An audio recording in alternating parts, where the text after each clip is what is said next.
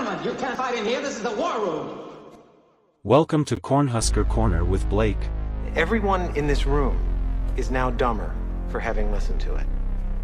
I award you no points, and may God have mercy on your soul. I'm Brooks. Is mayonnaise an instrument? And you better bet your bottom dollar that these two brothers know how to handle business. Here is a hand up to Thunder, who gives it back to Mike Stokes. He's going to throw it. He's got a man out. Yeah! 40. It is Eric Crouch. 15, 10. All right. Welcome to Cornhusker Corner, where there's no place like this podcast. As always, we're your host, Blake, my brother, Brooks. Thank you for watching. Those that are watching, please subscribe to the channel, like the video. Here we are. It is Maryland week. So Maryland preview show. How are you feeling? How you feeling? I'm feeling good. 5-4, which is our best record through 9 games in a long time, I think. Mm-hmm. And we have an opportunity to get the 6th win. And like we said, before on the show, it's like, that's really what we expect from this team. That's really what we wanted the measurement of success to be for this team, was getting to 6 wins. And so now we have an opportunity to do it.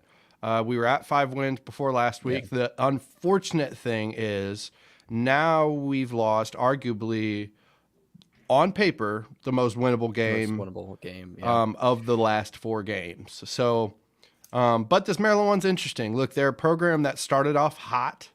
They started off, I believe, 5-0, and they've recently dropped four of their last 5.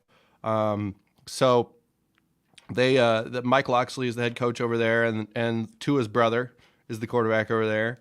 And are you not even going to try to say his name? No, Tua's brother. I can say his name. Tulia. Say it. Okay, say it. Tulia Tagovailoa. Tulia Tagovailoa. But slight shade. He's Tua's brother. Yeah. Just because we're playing him this week. Just because you're Tua's brother, bro. He's Tua's brother, and he's not Tua in college. He looks more like Tua in the NFL. We'll just put it like that. But not. Well, he can make some of the same throws. Too. He's. I know. Let's not discount it. He's a similar athlete to his brother. He can make a lot of those weird throws that Tua makes. For sure. And listen, if we had, I didn't mean to shade him as much as that came off. But Tua was a completely different animal in the college football game. You just have to admit that. But if he was our quarterback, we might have only had 1 loss right now, just because of how good he is and the talent that he can bring. Oh, he can run when he needs to. Tulia was Nebraska's quarterback? Our quarterback, yes. Nebraska's. Okay. Nebraska's. We probably would only have 1 loss.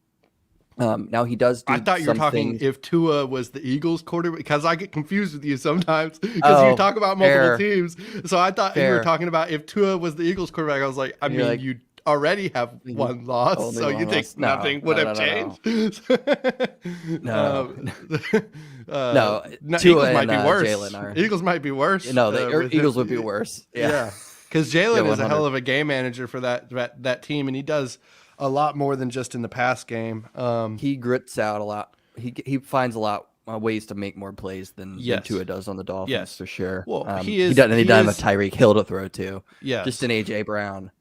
Well, they're just such a unit, to me, like Miami is an impressive offense. Miami Dolphins, they're definitely an impressive offense, but they're not so much like a unit as the Eagles. You know what I mean? The Eagles are a unit, and Jalen Hurts is the head of the snake. You know what I mean? Like, he is a system fit right now because of how they've built it around the guys that they have, the offensive line, veterans, and all that stuff. So, but anyway, back to Nebraska and Maryland. Tua's brother is their quarterback. Let me pull up Tua's brother's stats, and this is a live show, so no one's watching. Whatever. If you're listening on podcast, we appreciate you. I'm going to go ahead and pull up Tulia Tango. This would be a good opportunity to, if you aren't already, you can follow us on X, SCSker_corner, Instagram Cornhusker Corner. And again, you kind of mentioned it, but the people that watch us on YouTube, if you had an audio only version, we have that anywhere you can find podcasts, just Cornhusker Corner. So, but yeah, Tulia played for Alabama. Yeah, he was there the last for year a that year? Tua was there. Yep, he was there the last year Tua was there, and then he transferred away. Yep, he transferred. Dang, I had no idea. Yeah. Okay, so let's look at this. Let me go ahead and get share screen up for the stats. He transferred because it was obvious that Bryce Young was going to get the nod. Yeah, that makes sense. Yeah. And At least from an outside perspective.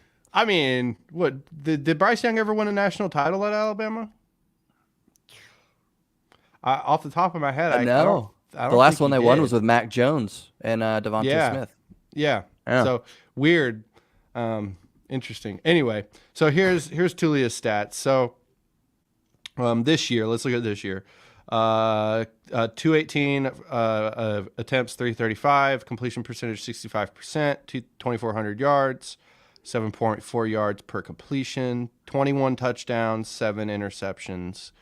So as far as percentages go, I mean, he's a couple of points down this year than he has been, but I mean, we're 9 games into the season. But efficient, very efficient. I mean, to be honest. Insurance as easy as getting Oops, sorry. Yep. stuffed up during. What is car insurance? Oh, ooh. Yeah, go ahead and mute that there, bud. yeah, no doubt. But yeah, so he's an efficient quarterback. I think it's sort of a bit of a situation where if he was on a really good team, they'd be good with him. But yeah, he's on Maryland, and they have some athletes at their wide receiver positions, but we're not talking about Ohio State here. You know what I mean? So he's a little bit more the show there than he would be at another place. Tulia is a lot of. He has to shoulder a little bit more responsibility. Yes. I think is what you're getting at. Yes. Because they don't have a game breaker. They don't have Marvin Harrison Jr. or in past years they don't have a Jackson Smith and Jigma. Like they don't have that guy that is just so electric that's going to take over a game like a Tyreek Hill type. They don't have that. Right. Very few teams do, but yeah, you're right. He still has to shoulder a lot of that responsibility. He has.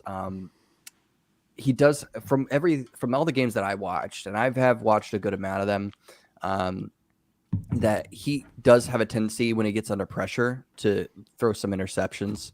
Can you go to the game break, the game comparison for our game? Because it'll have all the stats. Yeah. But yeah, from what I remember, and funny thing about Maryland, the last time we played them, I was there because we used to live right outside of DC in Rockville, Maryland. And you would have been there, except there was something going on with our dog, so you and Mom stayed back. Oh yeah, I stayed back to watch that the was dogs or the something. 59-7, 52-7, something like that. In the cold and the rain. That's the last time we played them. And that was probably one of the only dominating wins in the Scott Frost tenure there. But I always kind of watch Maryland just because I keep up with them, just because I'm not a fan of them, but I used to live there, and it's kind of like I know some fans that are Maryland fans and everything. And man, you're spazzing out over there. I know. But yeah, so Maryland is one of those games that I kind of look at, kind of like Penn State too. Just places I used to live. I kind of keep track of those teams. It's easier to keep track of Penn State, but Sure. I like to not root for them, but I know a little bit more about them than I would some other teams. Especially in the East. This is kind of interesting. Are you seeing this? ESPN gives us the matchup predictor, which says 57.3% Maryland victory, 42.7% chance of Nebraska victory. It gives us the last 5 games, which, like I said, Maryland has lost 4 out of their last 5. They've really gone on the skids. Yeah. But it doesn't give us like the team stat comparisons. I mean, there's this. Like, come on, ESPN. I remember what these used to look like. Yeah. I mean, they used to, and they do still on your phone. It might be a little bit easier there. But the okay. So now we're gonna go into something else. One thing I did want to point out. I know we lost last week, I'm just looking at my season preview predictions here. I did have us winning last week to move to 5-4. No, I had us winning last week to go to 6-3. So I had us already bowl eligible. But I had us losing to Maryland at home to go to 6-4. So if we win this week, I'm still right on track, baby. So here's a couple team stats, something like you were looking for. So offensive points per game rank. Maryland has 30.7 points per game. They're 49th. Nebraska's under 20. Yeah. We're 118. Defensive points per game, 52nd versus 21st. Turnovers allowed, 12, which is not great, but it's average. I mean, 19, which is terrible. Turnovers forced. Yeah. So. See, like it's funny. Like you look at that, and like last week, if you looked at it, Michigan's offense was not as, they were just as turnover prone as we are, right? So you look at that, and you're like, oh, okay. But there's a chance this week, and we come up with a big bupkis on the defensive side of the ball. And something interesting I thought Tony White said this week is like he took a little bit of that responsibility. Now he wasn't aggressive enough, and the team in general kind of came out and said, "Yeah, we really played not to lose instead of going out and trying to play to win." And that's just what it felt like, man. It looked like a Scott Frost loss, honestly, and it was really disappointing. And I don't want to like harp on that too much because I think we were really I just think really hard. But I just think it gets to a certain point, and I know these aren't the same guys we've been watching this whole time, but I just think it gets to a certain point that you just gotta be like, screw it, like, like what's gonna happen is gonna happen. You know what I mean? Like, and that's why for me generally, I don't really like these broad general, like sort of coach speaky generalizations, which are like, well, they didn't want to win more than they didn't want to lose, or so, you know what I mean? Like something. It's like okay, like of course, like that. I guess that's part of it, but it's sort of like I feel like what Matt Rule would say would be something like it comes down to technique and it comes down to a game of inches and making the plays when they need to be made.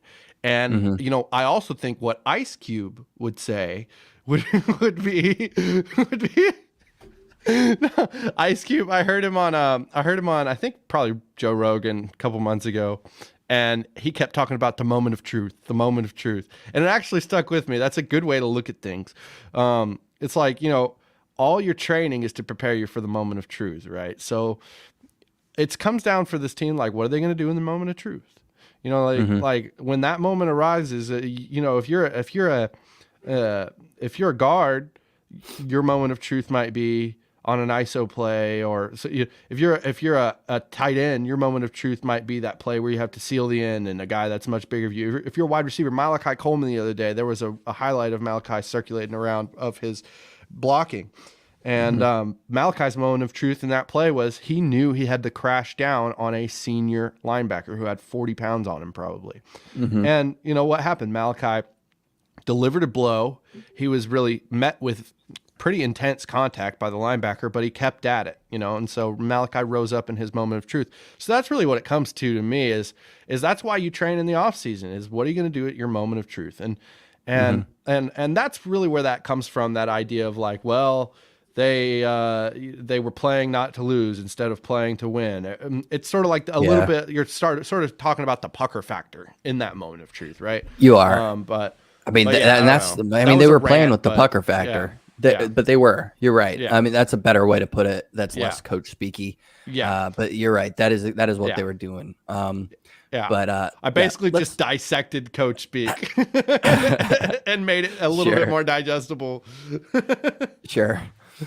So let's go into that, because I know I said he had a little bit of interception trouble. I mean, he has 7 interceptions throughout the year, but if you look at it, he's thrown the ball 335 times, completed it 218 times, almost 2,500 yards passing, 21 touchdowns.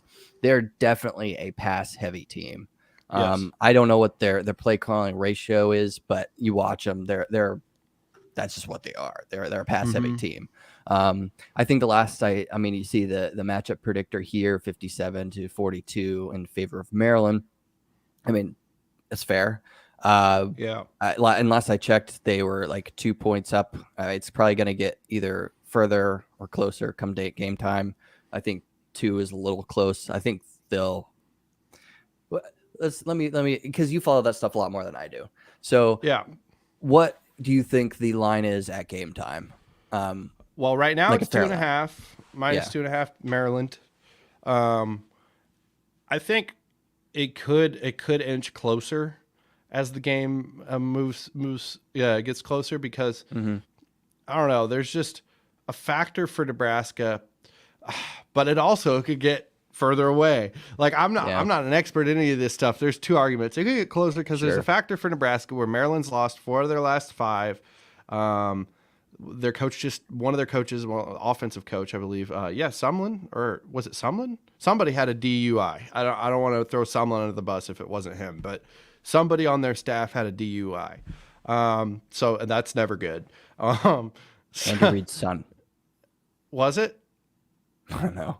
He did have a DUI. He got kicked off the Chiefs staff, but I don't know. Hang on. It was it was Sumlin. Okay, now I don't feel bad. So yeah.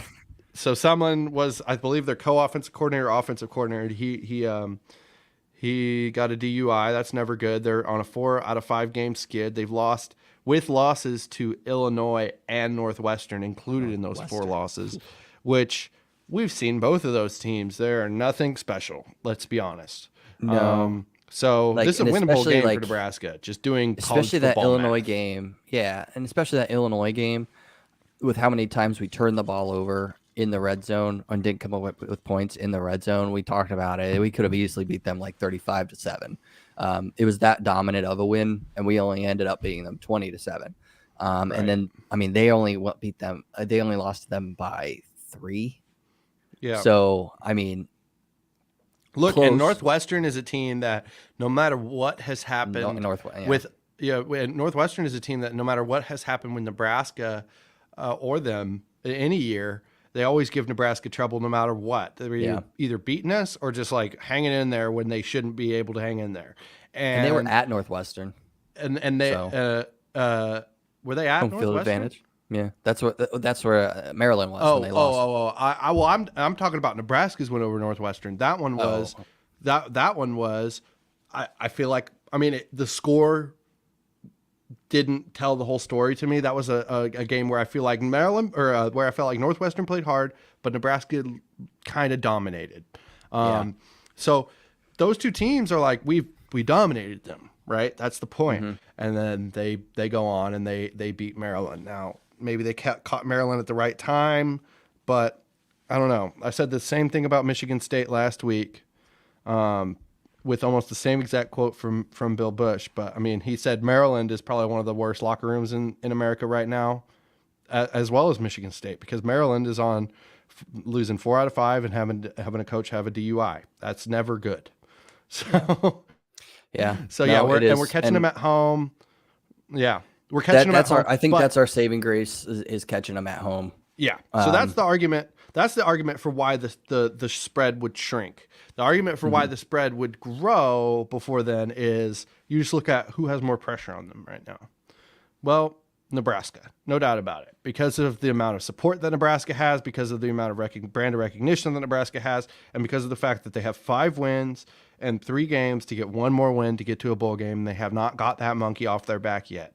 So that has a level of pressure to it right there that will affect thinking in the moment of truth, like we were talking about. Sure. So it could grow. On the counterpoint to that, yeah, Maryland has been 1 game away from bowl eligibility for the past 5 games, or the past how many games they've lost. They've lost 4 in a row, right? Fair point.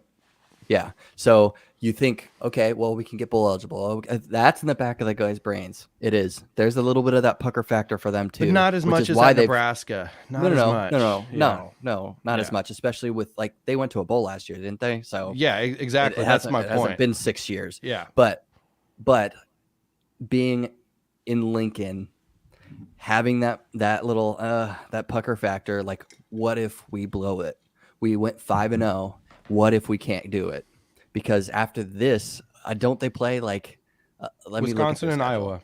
Yeah, Maryland, Wisconsin, Iowa. Oh, Maryland. Who does Maryland play? Yeah, so who does Maryland play? So Maryland, this is really their last winnable game because then after us they play Michigan and then they play Rutgers. And honestly, I never thought Rutgers I'd say this, is not bad. Rutgers is not bad because they've been stealing signs too. Low key kind of good. Yeah. The quarterback Gavin Wimsatt, he's low key kind of good. And it came out today that they got a good sign stealing. Got a good sign stealing program. So and they do it the right way. They do it the right way. Do you want to touch on that real quick? I mean, yeah, sure, yeah, dude. When they like initially came out and said other Big Ten schools had asked for like Michigan signs, I just went, what could make the Scott Frost tenure worse? Yeah. And I was so happy not to see us on that list. Yes. So happy.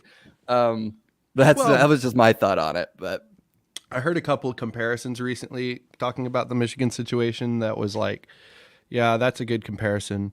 One of them is like, first of all, just to hammer the point home, in the coach's realm, it's sort of a fraternity of, I mean, if you're a coach, you're a coach, and there's like some recognized do's and don'ts, what's moral, what's amoral. And, and just like in any profession, I would imagine there's people that strictly adhere to the code, and there's people that that don't strictly adhere to the code. And Jim Harbaugh has been an outcast in the coaching circle for a long time. So it's sort of interesting when you think about that in this conversation. But the other one was like, okay, well, you look at these schools that, it just came out that they had signs for Michigan, blah, blah, blah. Think of it this way. Like, those schools paid a guy to go, do some white collar espionage, pretend he's somebody he's not, get into an office building, that's what they did. Mm-hmm. Michigan paid a guy to get a ski mask on and to go stick him up. Sure. You know what I mean? Like, basically. So like, it's different. It's not the same thing. Yeah. What Michigan was doing was, I mean, ask any coach who is one of those guys that abides by that code, and he'll say like, that was not the code right there. So we'll see what happens to Michigan. The most curious thing to me is not like, did it happen or did it not happen at this point? To me, it looks like it happened. The curious thing to me is like, what's going to happen to Michigan? Like, when will these penalties come down? Like, will they affect this season at all? Will there be wins that need to be forfeited? Will there be, I mean, like, there's a lot that could be coming down the pipe here. And I just hate to be honest, if you're a Big Ten fan at this point, and I'll level with you, the last, definitely 2 years ago, and probably last year in quote unquote the game or whatever, Ohio State, Michigan, I was probably rooting for Michigan just because I was like, it's time for a change of the guard. And this year, if you're a Big Ten fan, you're rooting for Ohio State. We're all rooting for Ohio State. Like, come on. Like, I want Ohio State to beat the shit out of Michigan. I'm just going to be honest. Especially if they both get there, like, undefeated. Yes. Yeah. Yeah, you have to imagine. It pains me to say it, but I'm a Buckeye fan, low key, for the rest of the season because I want them to be our representative. They're the only ones that could win the thing, and there's not an asterisk or trophies being taken away. It would be just stupid, and it would put just a black blob on the sport if Michigan is just in the front and center of everything again. Yeah, no, you're right. You're right. That's true. I mean, above all, I really wouldn't even care. I just want Georgia to lose, just in the grand scheme of things. So I wouldn't mind that. You're still hating on the SEC. Dude, I am still hating on the SEC because I feel you. Because if Can't Ohio forget State about the does SEC win, hate. because if Ohio State does win the game, right? If Ohio State Yeah. wins the game and a one-loss Michigan and a one-loss Alabama, who's getting into the college playoff, even if they look at like the grand scheme of like how they played through the entire season, and I think Michigan is a better team, who gets in? Alabama does, because they don't want that. And I want they don't them want to. that. And I want them to. And to be honest, like Alabama's looking better than they have been looking all year. Like they're sort of starting to really adapt and lead into like the fact that, okay, we have a running quarterback. Like we have to do some different things, like some real different things. Like going out of the pistol and running read option and all these types of things. It's kind of interesting to see from Alabama. No, it is. But anyways, let's get back to Maryland, Nebraska. Yeah. So I don't know. Do you have any other like kind of high level views of the game? I have one, and I'm going to point it out to you. Okay, well you can go ahead and I'll think about it.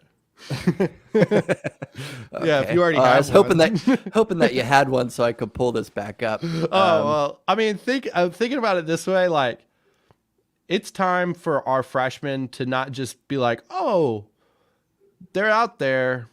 You know what I mean? They're out there like they don't look out of place. That's what it's sort of been like. They've had moments of flash, but it's been mostly like, okay, yeah, there they are, and they don't look out of place. That's good. You know, It's time for them to go from that to being like, okay, they're out there.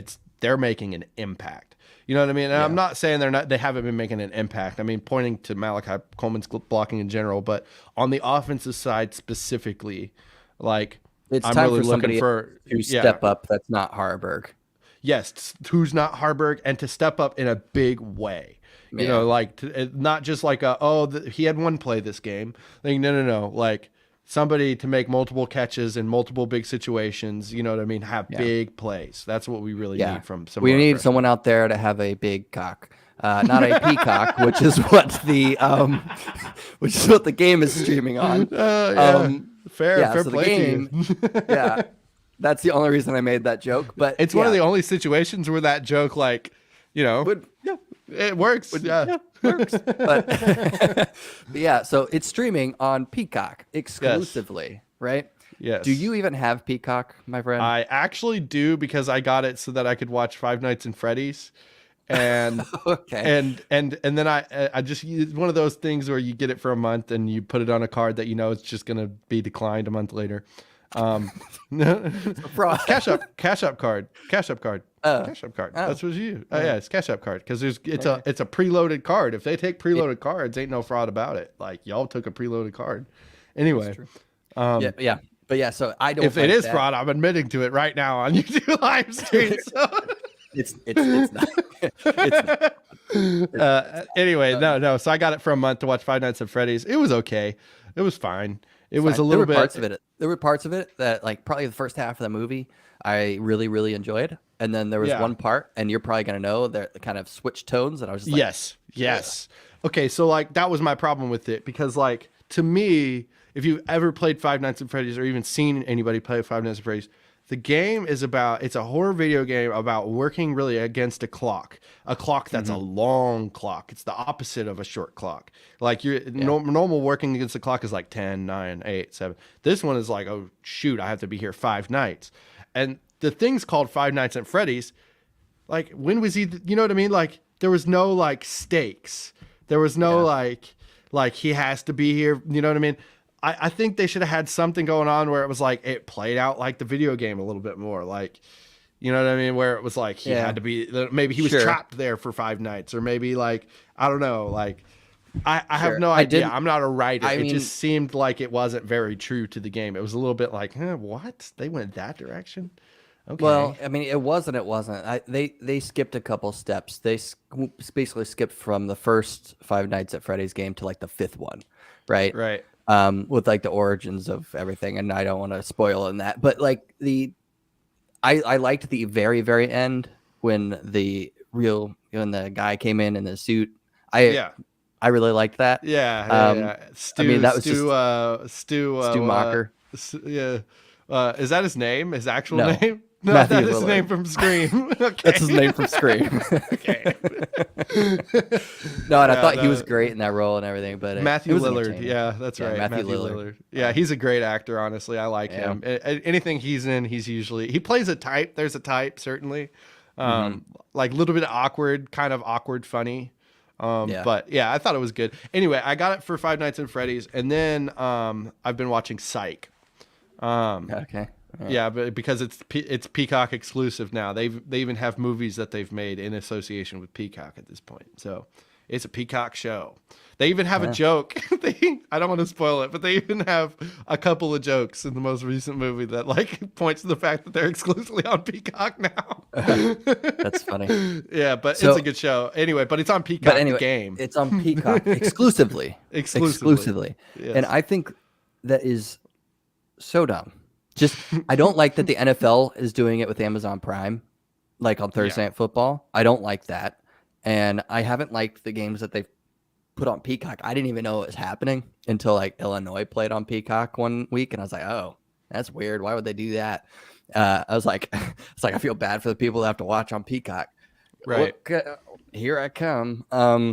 But yeah, so I don't like it. I think it just diminishes everything. I think it's for some of the, especially Peacock, might be the last ditch effort to try to get people to subscribe before they have to try to figure something else out, because streamers just bleed money. It's just not there yet. That's my point. Is just like the technology is good, but it's not there yet for live sports for me. Because if you own DirecTV or anything like that, like directly satellite cable, like if you own that and you also have good Wi-Fi at your house, you know that there's just a difference between streaming and being on DirecTV. Like you go upstairs at our dad's massive TV and you can see the difference. You can totally see it. Like you're on YouTube TV. It's great. It looks fine.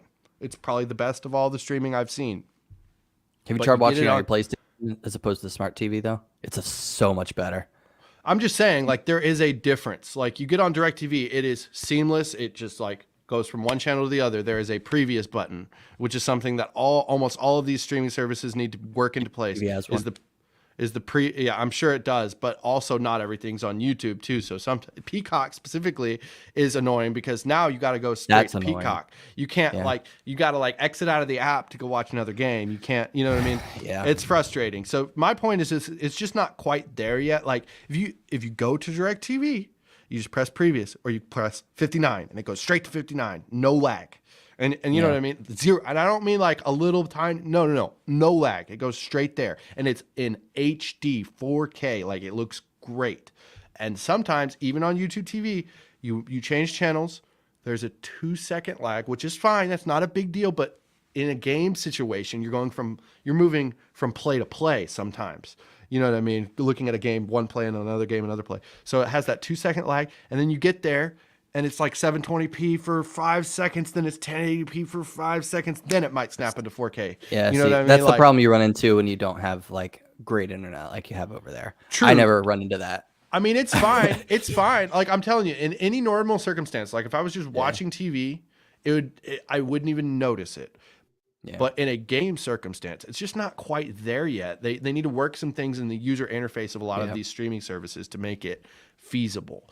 But 10 years from now, I really think that that'll be a conversation of the past. I really do. I think that eventually that's where it's going to be. Which is what they're going to be trying to do. It's a slow burn getting it to over there. I mean, Sunday Ticket just now got out of DirecTV's clutch, you know? Yeah. So, no, and I mean, I've been enjoying it because I have YouTube TV, and it's the best streaming TV that you can get. But like you mentioned, there are some things. It's hard. I just recently found the previous button that works on my remote. So So it has the feature, but it doesn't. Yeah. It wasn't like readily available like it is with DirecTV. But yeah, so it's streaming on Peacock. I don't like it. I don't like that the NFL does it either. I just don't like it at all. I will say this. And there's a difference for between me, streaming for DirecTV and putting on a streamer. There's a big difference there. Yeah. definitely. I will say this. For me, it's not going to affect me a whole lot at all because I'm just going to get on Peacock and watch the game. And when I watch a Nebraska game, generally I watch the Nebraska game. Like I generally, unless there is something else that is like, oh, I have to check on that score, at least check on the score, then I'll check on the score. But for the most part, pretty much no matter who Nebraska is playing, when the Nebraska game is on, I'm watching the Nebraska game. And the commercial breaks give me an opportunity to refill my water or go to the bathroom or whatever.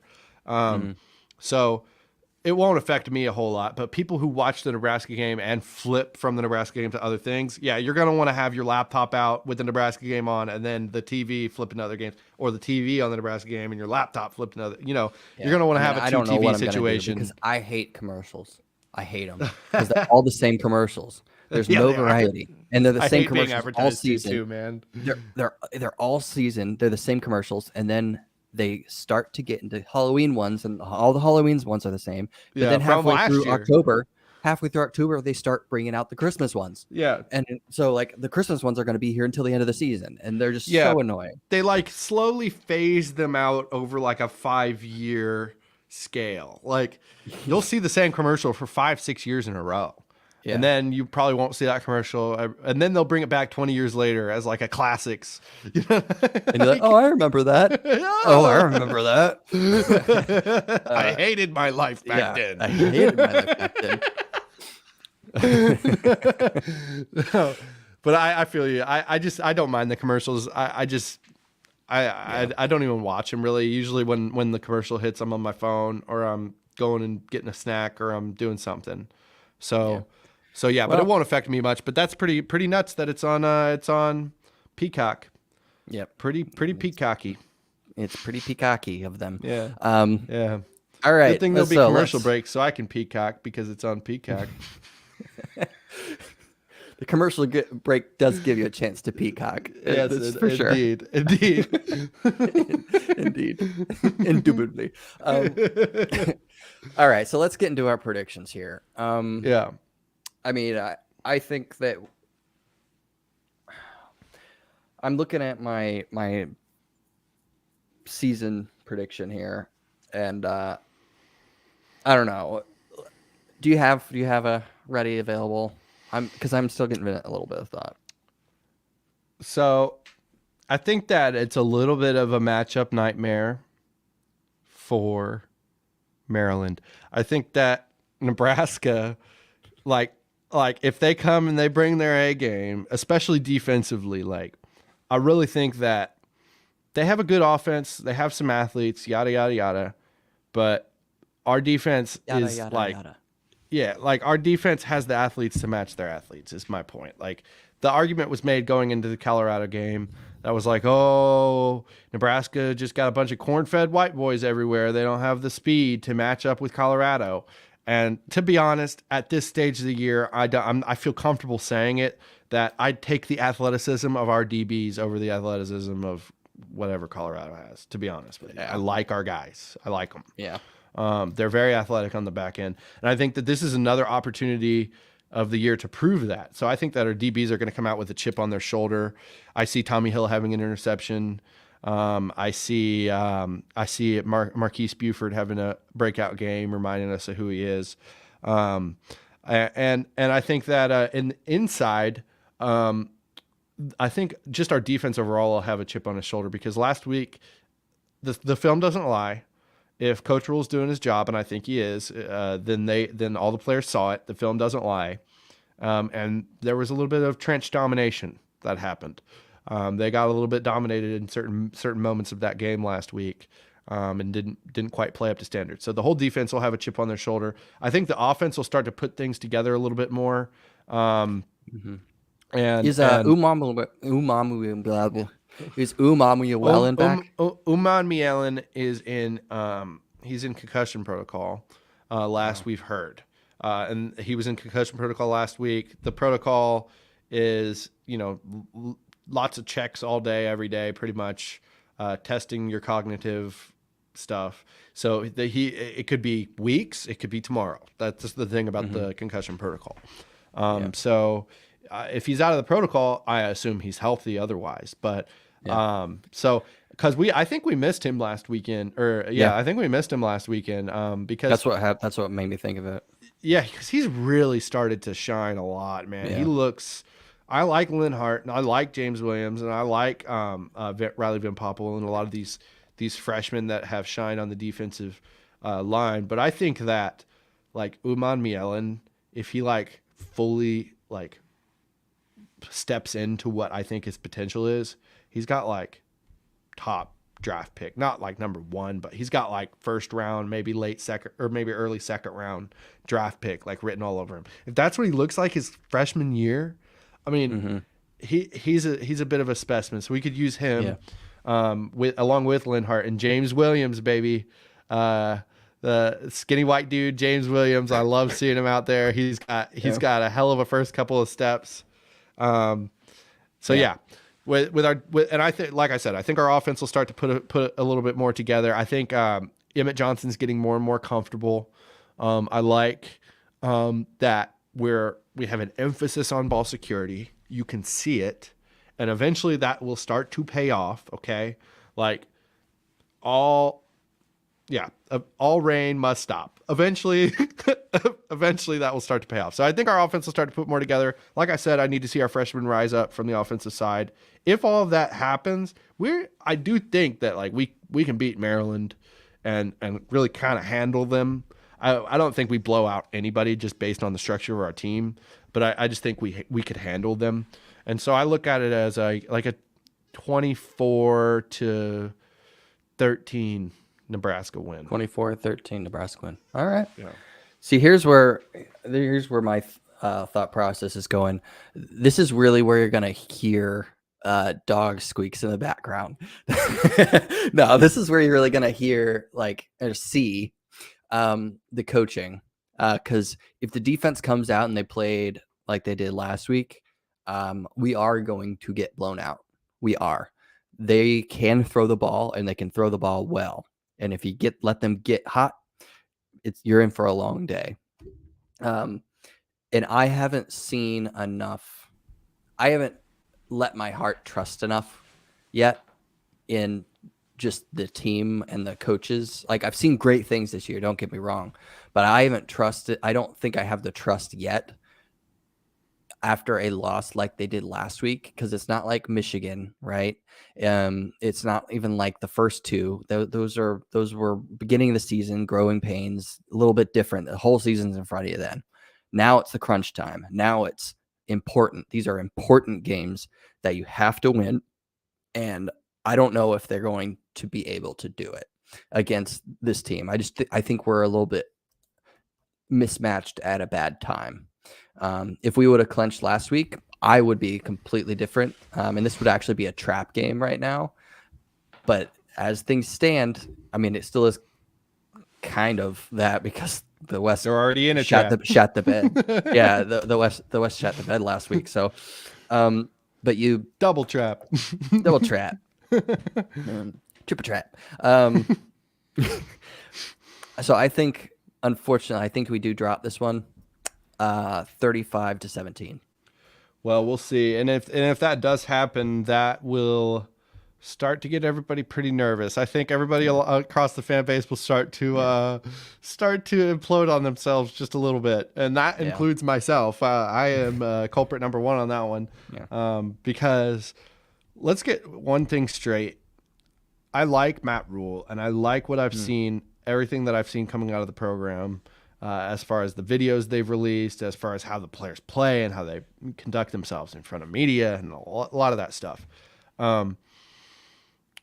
But let me just ask you this. Would you see 5 wins as a success in year 1? No. For him? No. Neither would I. So, yeah. I mean... Still has to get to 6. Yeah. 6 is the bare minimum. Yes. I don't care about the West. I don't care about going to Indy this year. I mean, if that happens, I would be thrilled. I would be ecstatic. Right. Even if we only beat literally Iowa the rest of the year, that's fine. But as long as you get to 6, that's the bare minimum for me. Yeah, that's what will get me through the off season with excitement for next year. Okay, here we go. It's time to go. If we have 5, let me just put it this way. Okay. If we have 5, like the offseason will be a little tougher because it's still okay. Well, we got to get to a bowl game this next year. You know what I mean? Like, and that will just suck to have that be the conversation once again. So that will suck. So before it sounds like we're sort of jumping down Rule's throat with that, let's also put it this way.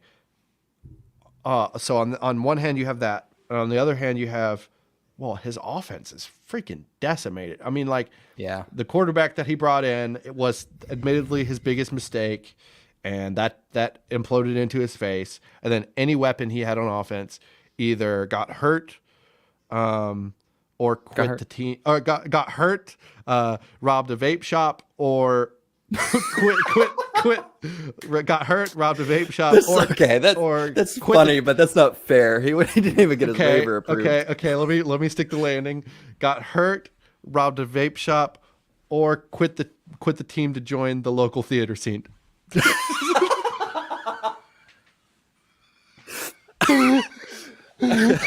Okay. He wanted to sing. And dance. I just have to dance. I have a beat in my heart. No, anyway, so all that being said is you have to, with that being said, would I look at it as a successful year? No. But would I blame Rule for the losses? I mean, objectively, not a whole lot of it because of how decimated we've been on offense in a lot of those positions. I mean, so I wouldn't be like mad, like let's fire this guy. No, I'm not there. No, absolutely not. But still, honestly, I don't know why.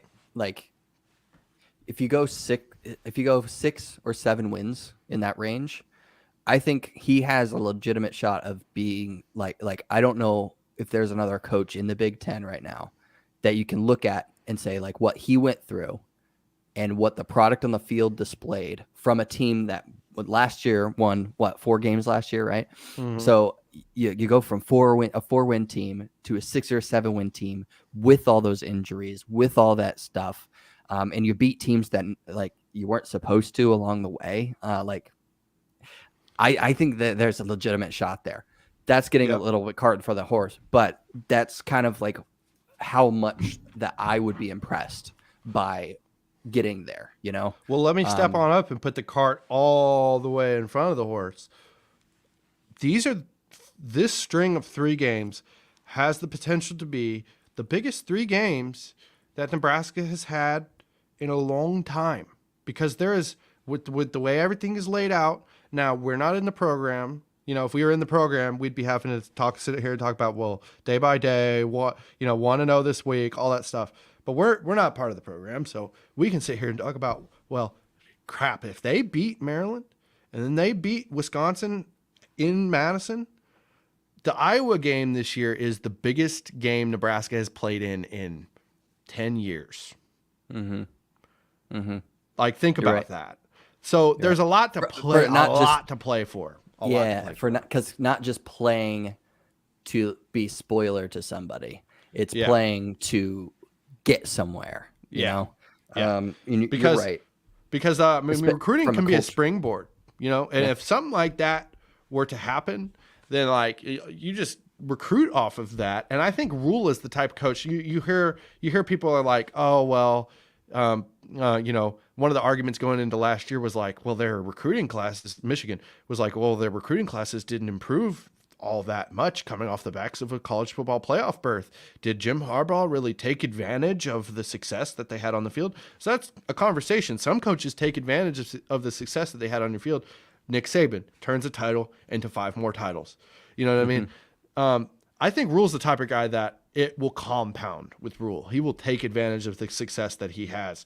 And a 7-5 or 8-4, as it could be, record like that, or going to Indy, something like that, even if we get killed in the game, it's something that he can use in recruiting. It'll get him into more living rooms. It'll get him into more people's, more high school players' phones. I mean, it'll get just him, and it'll get more interest across the board. And if Rule has interest, like, he's a good closer. Like, he builds relationships with people good.